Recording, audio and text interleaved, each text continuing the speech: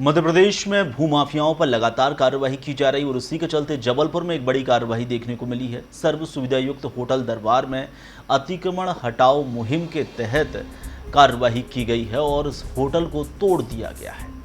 अवैध कब्जे की बात यहां पर सामने आ रही थी। शहर के नामी ग्रामी शख्स की यह होटल है जिसे धराशायी किया गया है।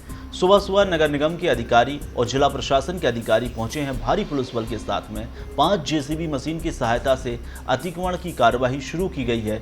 दरबार होटल को धराशायी कर दिया गया है।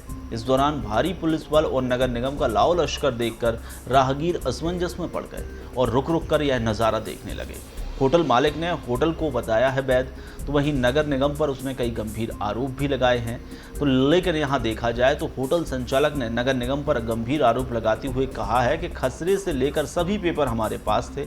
बाकायदा दादा पिताजी लंबे समय से नगर निगम को टैक्स भरते आ रहे हैं, लेकिन अचानक ही हमारी संपत्ति का नाम अवैध लिस्ट में शामिल हो जाता है और यह कार्रवाई होती है। तो बड़ी असमंजस की स्थिति यहां पर देखने को मिलती है। उन्होंने कहा है कि हम न्यायालय की शरण में भी जाएंगे।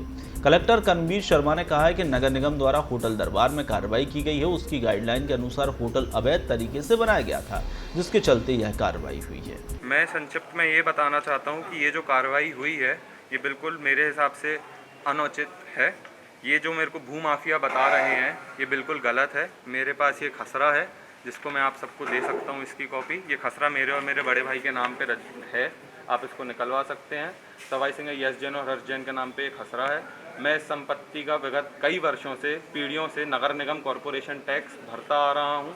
नगर निगम में भी मेरा नाम चढ़ा हुआ है, जिसके कारण जो ये अवैध और अनुचित मतलब बोल रहे हैं सरकारी ज़मीन पे अवैध कब्जा है, तो ऐसा तो बिल्कुल भी नहीं है। क्या वजह लगती है कार्रवाई करने? सर वजह तो मैं भी ढूंढ रहा हूँ अभी। जैसे भी वजह पता चलती है तो उस पर मैं एक्शन और वो तो ज़रूरी लूँगा। वजह तो अभी मेरे को भी ज्ञात नहीं है क्या जा रहा है। सर इसमें 4 पार्टनर हैं जिनकी जानकारी मैं आपको दे चुका हूँ।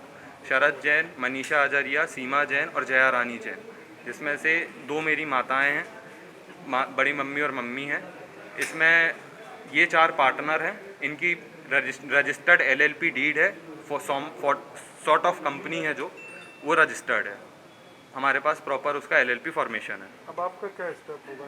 सर मैं पहले तो जानकारी लूँगा कि ये कार्रवाई किस कारणवश क्या सोचते हुए करी गई है, और इस पे सर मैं कोर्ट तो ज़रूर जाऊँगा। नोटिस कब दिया था आपको? सर मेरे को नोटिस कुछ भी प्राप्त नहीं है। जैसा मैंने बताया, इन्होंने बोला कि इन्होंने पंचनामा कर लिया है, तो इन्होंने 4 लोगों के बीच में पंचनामा कर लिया, तो उसकी मेरे को जानकारी नहीं है।